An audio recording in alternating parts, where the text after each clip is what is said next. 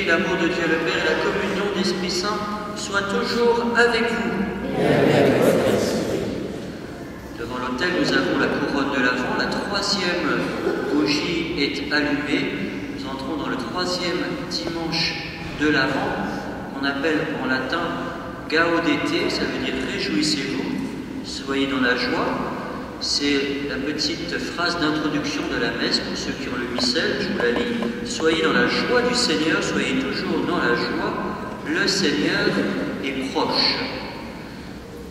C'est pour cela que nous sommes dans la joie, parce que le Seigneur est tout proche. Le Père Gabriel a gentiment prêté cette belle chasuble qui n'est pas tout à fait rose, mais ce dimanche nous pourrions porter, si nous en avions, des chasubles roses. C'est pas une couleur politique, c'est juste pour nous dire que c'est un petit peu plus clair que violet. Hein? Parce que bientôt la naissance de Jésus va arriver. C'est pas encore le blanc, la couleur de la lumière de Noël, mais on y est presque. Le violet est mélangé un petit peu avec du blanc. Et j'ai lu dans un petit missel, on disait que voilà, le soleil n'est pas encore arrivé, mais c'est un petit peu comme l'aurore, il y a un petit peu de lumière déjà, s'y est presque. Le Seigneur est proche. Donc réjouissons-nous, soyons dans cette joie, c'est ce qui marque ce dimanche de la joie. Déjà, nous pressentons, déjà, comme Marie et Joseph disent, parents qui s'y prennent, on y est presque. Pour bien se préparer, pour bien recevoir la joie du Seigneur et le Christ qui vient, eh bien, déposons là nos tristesses, nos fardeaux, nos péchés. Implorons la miséricorde du Seigneur. Je confesse à Dieu Tout-Puissant, je reconnais devant mon frère que j'ai péché en pensée, en parole, par action et par omission. Oui, j'ai vraiment péché. C'est pourquoi je supplie la Vierge Marie, les anges et tous les saints, et vous aussi, mes frères, de prier pour moi, le Seigneur notre Dieu. Que Dieu Tout-Puissant nous fasse miséricorde, qu'il nous pardonne nos péchés et nous conduise à la vie éternelle. Amen.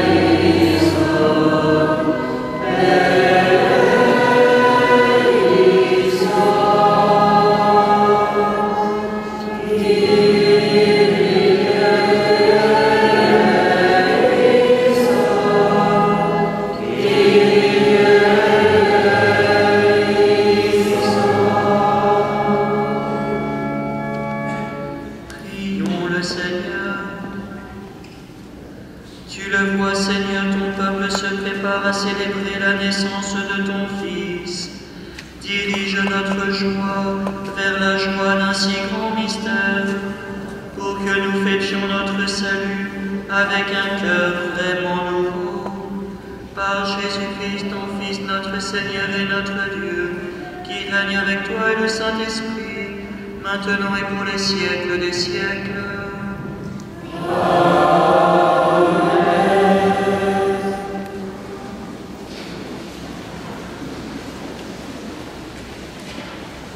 Nous poursuivons cette tradition de proposer aux les enfants un partage de la parole de Dieu. Donc il va avoir lieu maintenant à la cure, juste à côté, avec moi, et puis quelques grands jeunes qui veulent bien venir m'aider, ou un jeune couple. Voilà, donc tous les jeunes enfants sont invités à me suivre pour le partage de la parole de Dieu. À partir du CE1. Puis nous vous rappelons qu'il y a la possibilité pour ceux qui le désirent aussi de se confesser à la sacristie. Le Père Gabriel se tient à votre disposition. Lecture du livre d'Ésaïe. Le désert est la terre de la soif, qui se réjouissent. Les pays arides, qui exaltent et fleurissent, qui se couvrent de fleurs des champs, qui exultent et crient de joie. La gloire du Liban lui est donnée, la splendeur du Carmel et de Saron. On viendra la gloire du Seigneur, la splendeur de notre Dieu. Fortifiez les mains défaillantes, affermissez les genoux fléchis. Dites aux gens qui s'affolent, prenez courage, ne craignez rien. Voici votre Seigneur, c'est la vengeance qui vient, la revanche de Dieu. Il vient lui-même et va vous sauver. Alors s'ouvriront les yeux des aveugles et les oreilles des sourds. Alors le boiteux bondira comme un cerf et la bouche des muets criera de joie. Ils viendront les captifs, rachetés par le Seigneur. Ils arriveront à Jérusalem dans la clameur de joie. Allégresse et joie, les réjouir, douleur et plainte, s'enfuiront. Parole du Seigneur.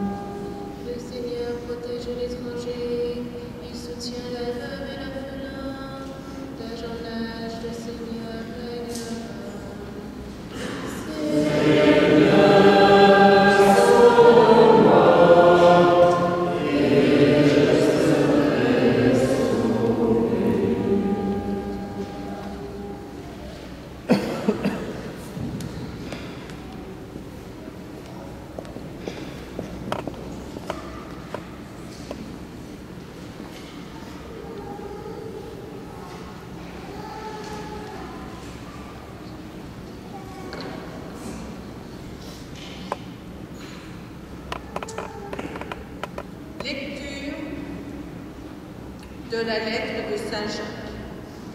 Frères, en attendant la venue du Seigneur, ayez de la patience. Voyez le cultivateur, il attend les produits précieux de la terre avec patience, jusqu'à ce qu'il ait fait la première et la dernière récolte. Ayez de la patience vous aussi, et soyez fermes, car la venue du Seigneur est proche. Frères, ne gémissez pas les uns contre les autres, ainsi vous ne serez pas jugés. Voyez, le juge est à notre porte. Frères, prenez pour modèle d'endurance et de patience les prophètes qui ont parlé au nom du Seigneur. Parole du Seigneur. Nous rendons grâce.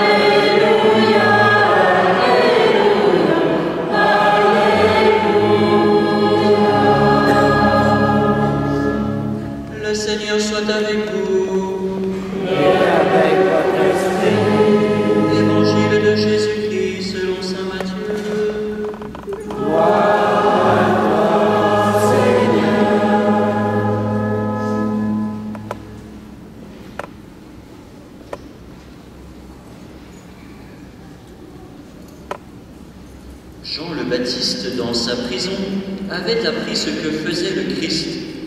Il lui envoya demander par ses disciples, « Es-tu celui qui doit venir, ou devons-nous en attendre un autre ?» Jésus leur répondit, « Allez rapporter à Jean ce que vous entendez et voyez. Les aveugles voient, les boiteux marchent, les lépreux sont purifiés, les sourds entendent, les morts ressuscitent, et la bonne nouvelle est annoncée aux pauvres. Heureux celui qui ne tombera pas à cause de moi. » Tandis que les envoyés de Jean se retiraient, Jésus se mit à dire aux foules à propos de Jean, « Qu'êtes-vous allés voir au désert? Un roseau agité par le vent? Alors qu'êtes-vous donc allés voir? Un homme aux vêtements luxueux? Mais ceux qui portent de tels vêtements vivent dans les palais des rois. Qu'êtes-vous donc allés voir? Un prophète? Oui, je vous le dis, et bien plus qu'un prophète. C'est de lui qu'il est écrit, « Voici que j'envoie mon messager en avant de toi, pour qu'il prépare le chemin devant toi. » Amen, je vous le dis, parmi les hommes, il n'en a pas existé de plus grand que Jean-Baptiste. Et cependant, le plus petit dans le royaume des cieux est plus grand que lui. Acclamons la parole de Dieu. Louange à toi, Seigneur Jésus.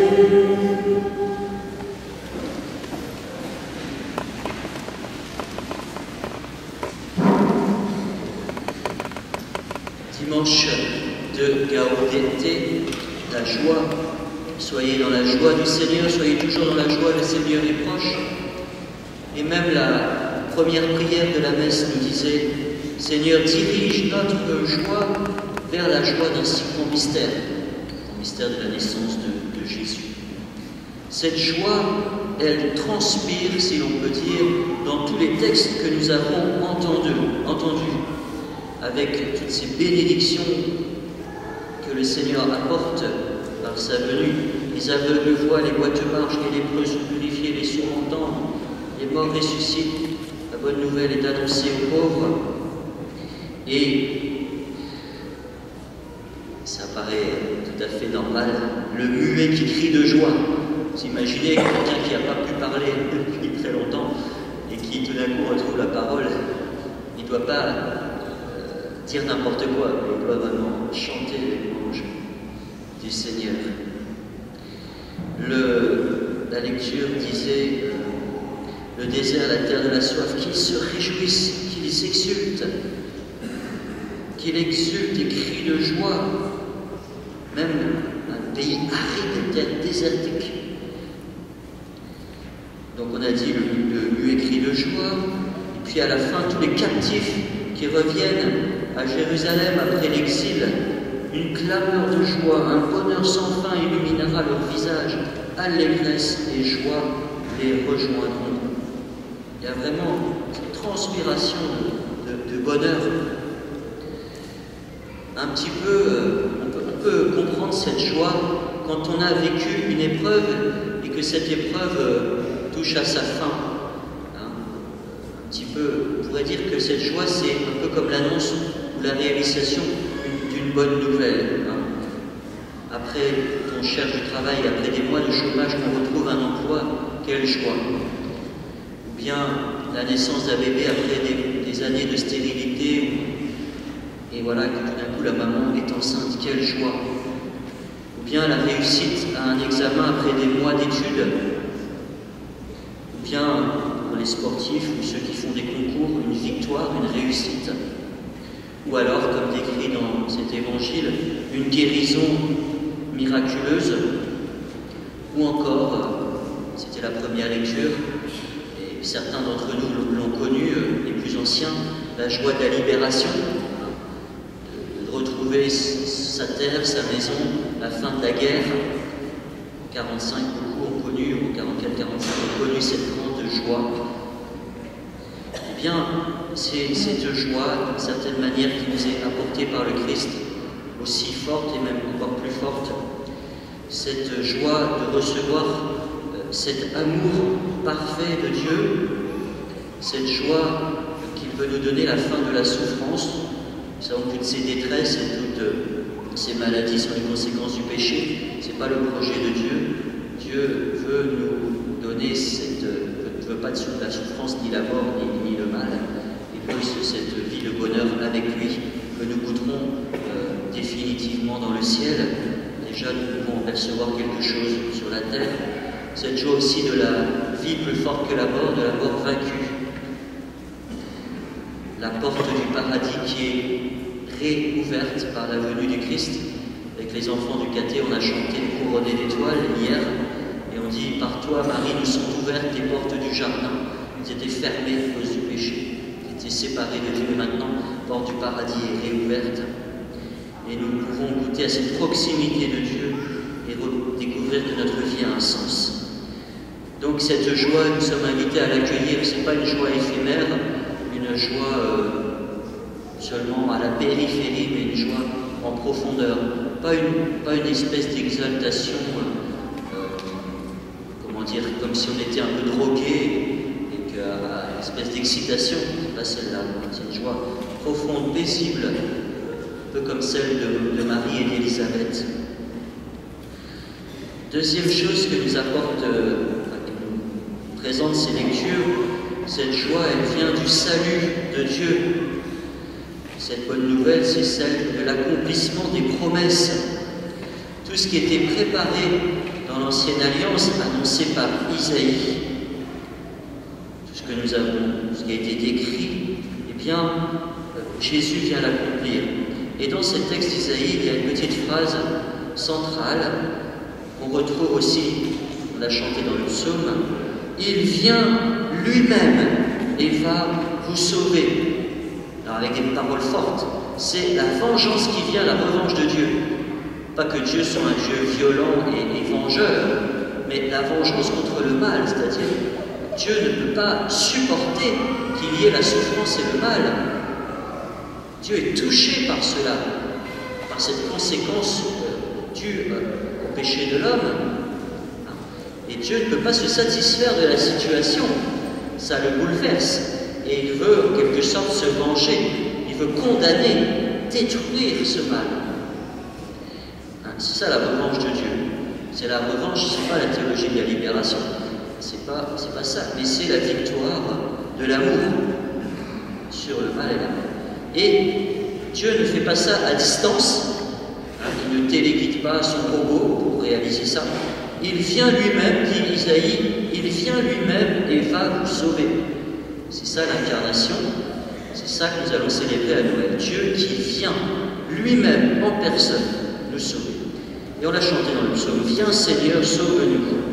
Viens Seigneur, viens faire justice aux opprimés. Viens délier les enchaînés, viens redresser les accablés, etc. Viens t'occuper des plus petits, aveugles, l'orphelin. c'est le deuxième, Dieu accomplit ses promesses. Et Dieu vient lui-même. Et Jean-Baptiste pose la question dans l'Évangile, est-ce que tu es celui qui doit venir, hein? On voit que c'est pas... Jean-Baptiste avait désigné Jésus, il devrait savoir. Hein? Et là, il est dans la prison, alors il y a l'épreuve, et nous aussi des fois, on est un peu gagné par le doute, on est dans nos difficultés, on se dit, mais est-ce que c'est vraiment ça? Est-ce que Dieu est vraiment fidèle à ses promesses? Même Jean-Baptiste, il a eu un moment d'hésitation hein, dans sa prison, parce qu'il s'est dit, bah voilà, c'est beau tout ça, c'est vrai, c'est lui que le Père a désigné, et pourtant moi je suis dans la prison, alors ce qui vient libérer les prisonniers. Hein. Et vraiment, Jésus est celui qui va venir. Et c'est ce qu'il explique à Jean-Baptiste. Ah, Jean-Baptiste, regarde, qu'est-ce qui se passe? Qu'est-ce qui se passe depuis que je suis là? Les boiteux marchent, les aveugles voient, les sourds entendent. Regarde, c'est pas ce qui était promis déjà. Comme Jean-Baptiste est un prophète, il connaît l'Ancien Testament par cœur. Il l'annonce. Il va comprendre. Jésus n'a même pas besoin de répondre directement en disant « Oui, je suis celui qui va venir ». Jésus dit à Jean-Baptiste, regarde, il comprend. Alors peut-être que pour nous, on peut être des fois déçus, surpris, parce qu'il ne vient pas, peut-être comme je l'attendais. On voit ça dans l'Évangile, il y a Jean-Baptiste là, mais il y a aussi Pierre. Ah, il voudrait peut-être un Messie triomphant, à qui tout réussit du premier coup. Ou bien pour les zélotes comme Judas Iscariote ou d'autres, il faudrait un Messie qui mette les Romains dehors, et c'est pas ce qui se passe tout de suite. Ou bien comme l'autre larron sur la croix, ce qu'on va appeler entre guillemets le mauvais larron.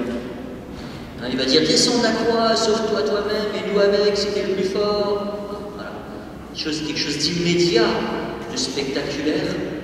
Peut-être nous aussi nous voudrions cela. Parfois on a l'impression peut-être, et voilà, on n'a pas à juger, mais peut-être qu'on a l'impression qu'il n'agit pas dans ma vie, ou il ne me répond pas. Il ne me répond pas, en tout cas, peut-être pas immédiatement, pas tel que je l'aurais désiré. Alors, c'est pas pour faire une pirouette ou pour éluder la question ou la réalité de notre souffrance, mais en même temps, bien, nous sommes invités, c'était la deuxième lecture, à cette patience, à cette attitude. La patience qui est cette fermeté dans la foi, et on pourrait dire aussi cette patience, on pourrait la transformer en endurance. Hein, c'est beau ce mot-là, un peu comme les sportifs, l'endurance, c'est-à-dire tenir bon sur la durée, sur la longueur. Et pourquoi sommes-nous invités à être patients? Pas que Dieu tarde à accomplir sa promesse, mais parce que lui-même est patient avec nous. Hein? Et il nous invite, comme Saint Jacques disait, cultivateur, la plante, le blé, etc., ne pousse pas en quelques secondes. Et c'est pas en tirant, c'est le cardinal d'Anetz en Belgique qui disait, c'est pas en tirant sur le haricot qui va pousser plus vite. Nous sommes invités à cette patience. Parce que Dieu est patient avec nous. Il est le premier patient.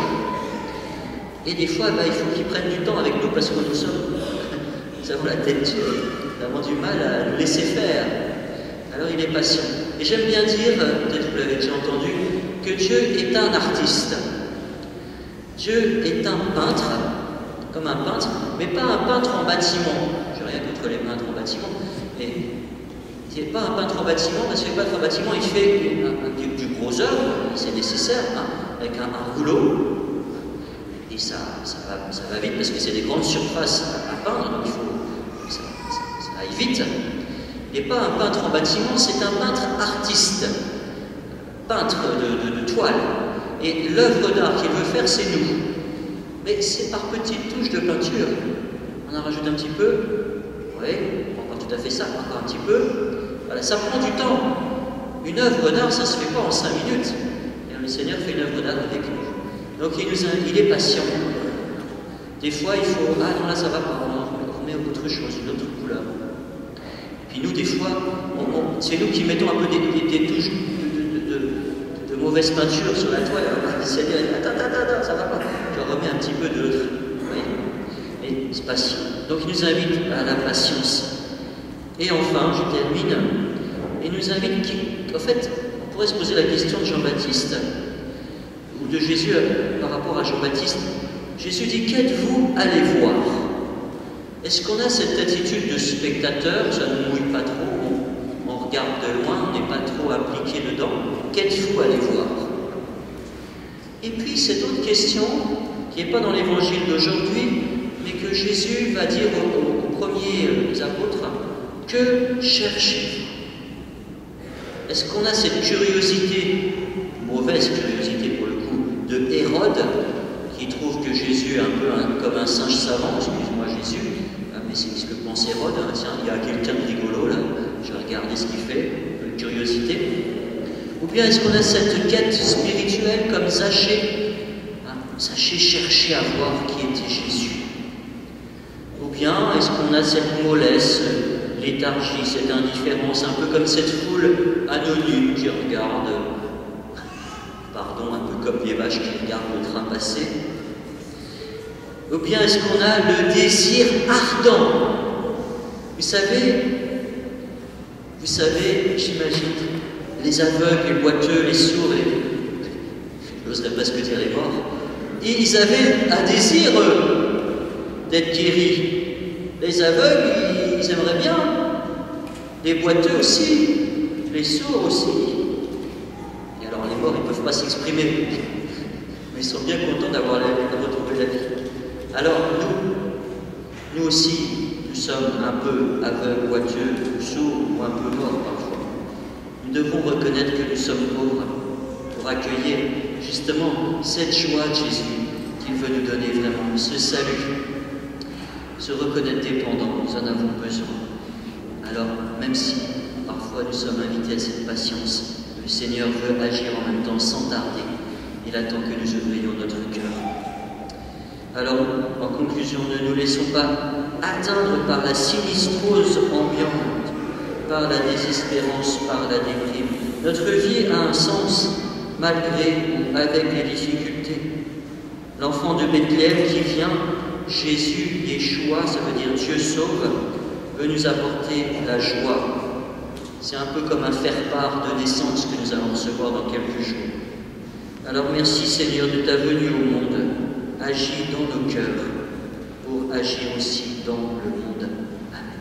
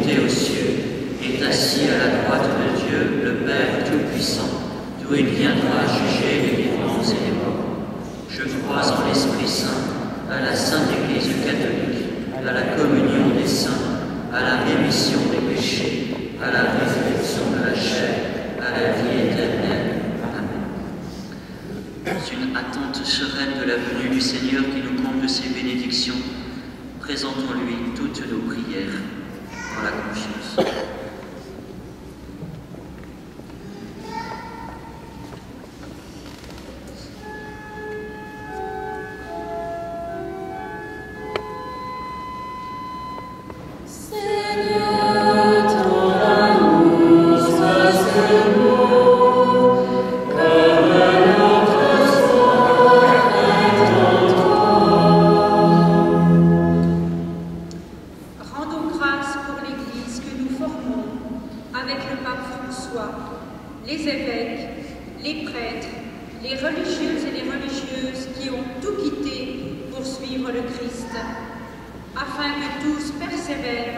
dans une fidélité joyeuse.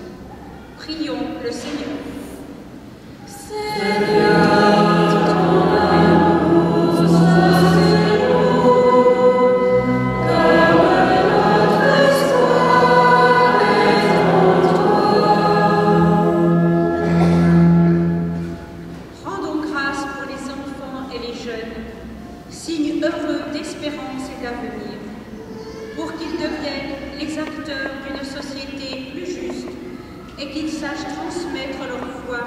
Et découvrent leur vocation.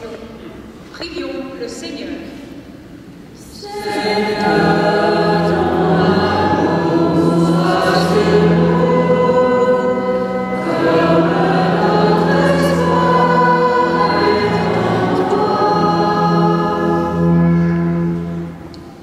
Rendons grâce pour le bonheur que nous donne l'espérance, pour que notre communauté témoigne de la bonne nouvelle, afin que ceux qui connaissent des difficultés à reconnaître l'œuvre de Dieu découvrent sa parole qui peut les combler de joie et les libérer.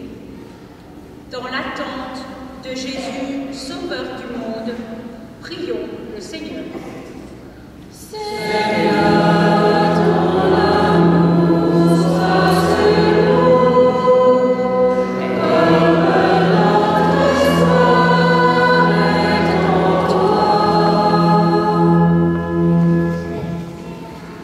Seigneur, notre espoir est en toi. Apporte-nous ton amour, ton salut, comme tu nous l'as promis. Exauce nos prières, toi qui es vivant pour les siècles des siècles. Amen. Amen.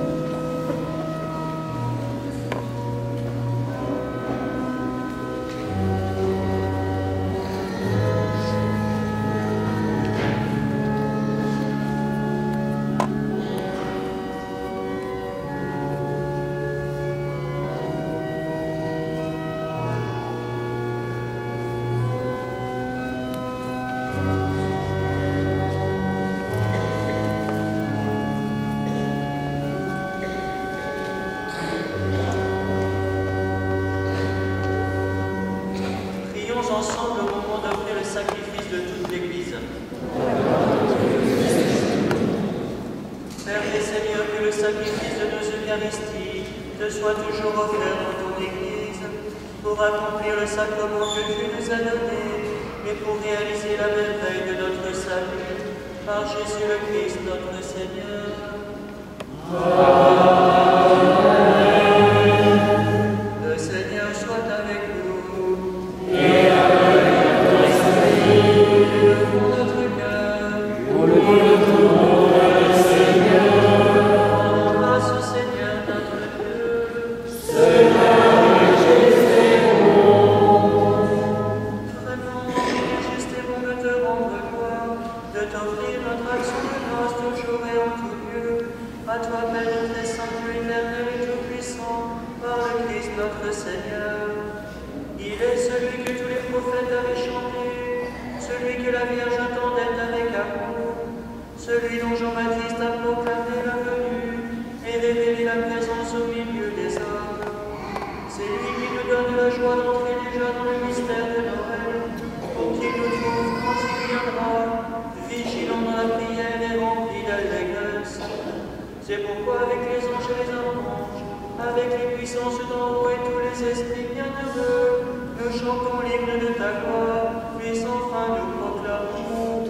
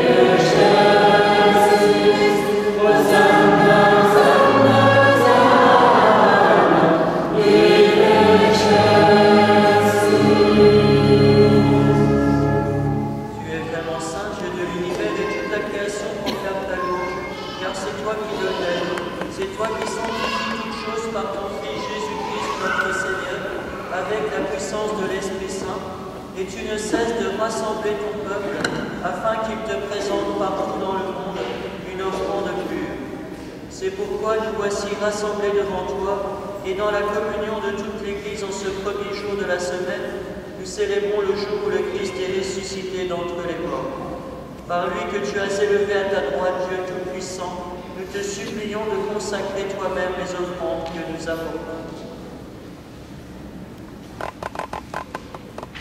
Sanctifie-les par ton esprit pour qu'elles deviennent le corps et le sang de ton Fils Jésus-Christ notre Seigneur, qui nous a dit de célébrer ce mystère.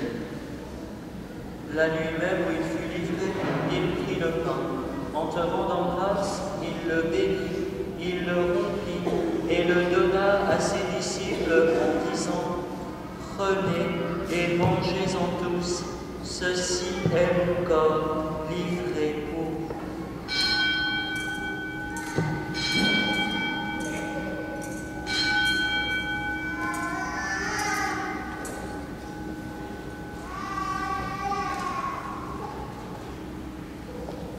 De même, à la fin du repas, il prit la coupe. En te rendant grâce, il la bénit et la donna à ses disciples en disant « Prenez et buvez-en tous, car ceci est la coupe de mon sang, le sang de l'alliance nouvelle et éternelle, qui sera versé pour vous et pour la multitude en rémission des péchés.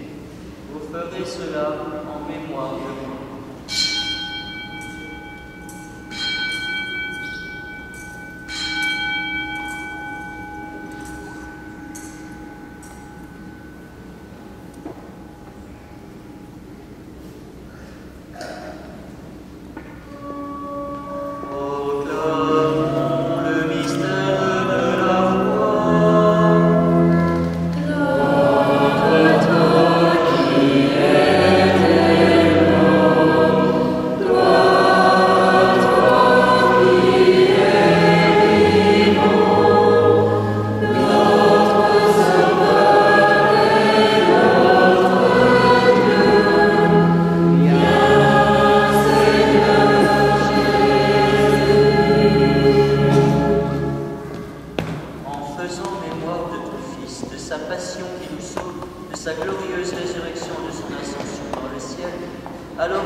attendant son dernier avènement, nous présentons cette offrande vivante et sainte pour te rendre grâce. Regarde, Seigneur, le sacrifice de ton Église et daigne reconnaître celui de ton Fils, et nous a rétablis dans ton alliance. Quand nous serons nourris de son corps et de son sang, et remplis de l'Esprit Saint, accorde-nous d'être un seul corps et un seul esprit dans le Christ. Que l'Esprit Saint fasse de nous une éternelle offrande à ta gloire, pour que nous obtenions un jour les biens du monde à venir, auprès de la Vierge Marie, la bienheureuse Mère de Dieu, avec Saint Joseph, son époux, avec les apôtres, les martyrs, tous les saints, qui ne cessent d'intercéder pour nous. Et maintenant, nous te supplions, Seigneur, par le sacrifice qui nous réconcilie avec toi, étends au monde entier le salut et la paix, affermis la foi, la charité de ton Église, au long de son chemin sur la terre. Veille sur ton serviteur, le pape François, notre évêque Benoît, l'ensemble des évêques, les prêtres, les diacres, tout le peuple des rachetés. Écoute les prières de ta famille assemblée devant toi et ramène à toi, Père très aimant, tous tes enfants dispersés. Pour nos frères défunts, pour Jacques Legros, Daniel Boyer né de là-haut, les défunts des familles de Tarles et de Montlivaud.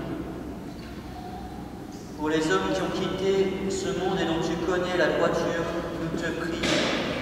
Reçois-les dans ton royaume, où nous espérons être comblés de ta gloire, tous ensemble et pour l'éternité, par le Christ notre Seigneur, par qui tu donnes au monde toute grâce et tout bien.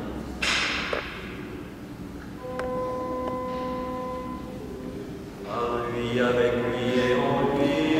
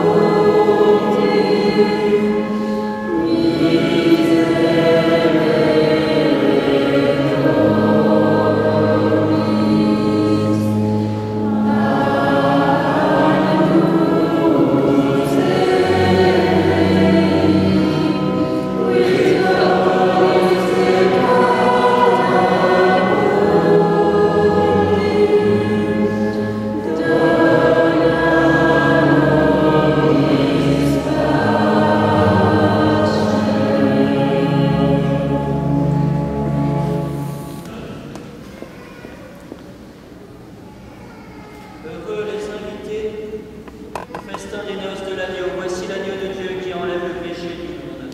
Seigneur, ne fais pas de veillez sur moi.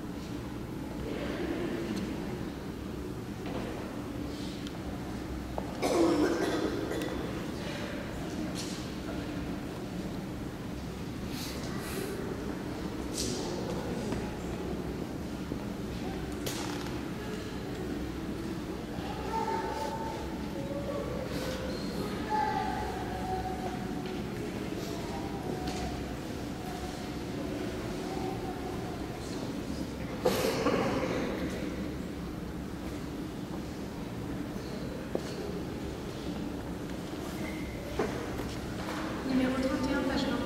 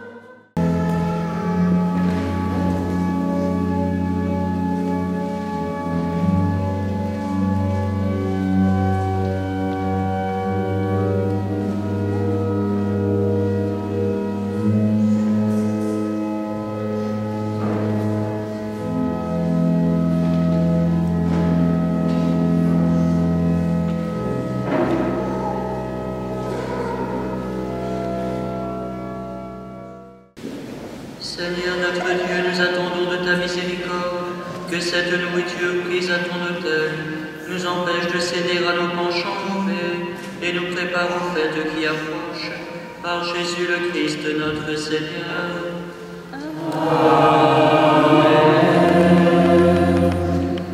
Veuillez vous asseoir.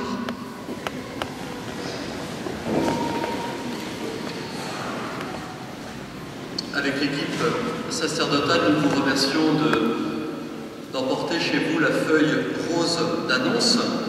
Quelques compléments. Comme nous vous l'avons annoncé, nous travaillons sur un projet de dîner de Noël à destination des personnes qui sont seules. Voilà où nous en sommes. Donc nous avons l'autorisation pour poser une tente devant la cathédrale, une tente qui sera chauffée. La base militaire nous donne l'intégralité du matériel. La mairie nous donne un camion et un chauffeur pour transporter.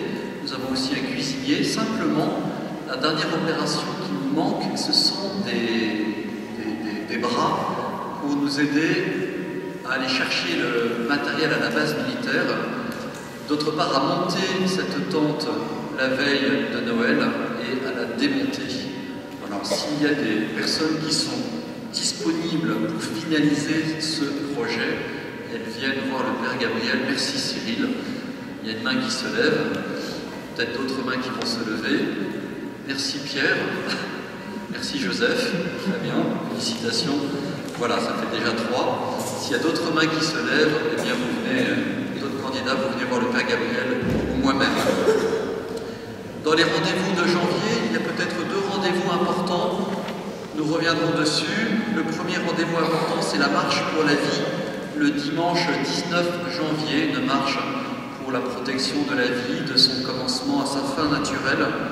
Et aussi un autre rendez-vous très important ici à Châlons, le congrès des éducateurs chrétiens catholiques le 25 et 26 janvier.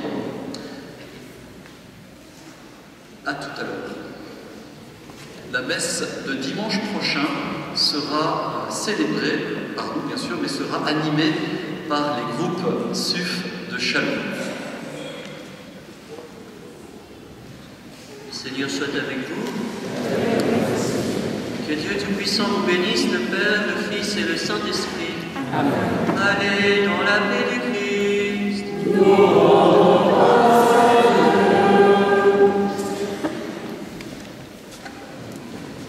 Numéro 13, page 10.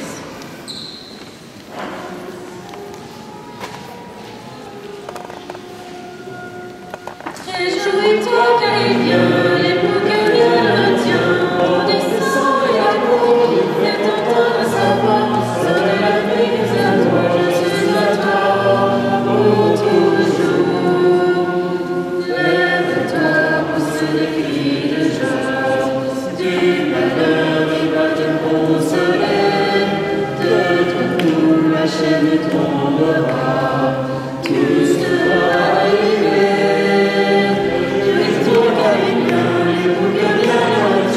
En bondissant, il accourt, il fait entendre sa voix. Sors de la vie, viens à moi, je suis à toi.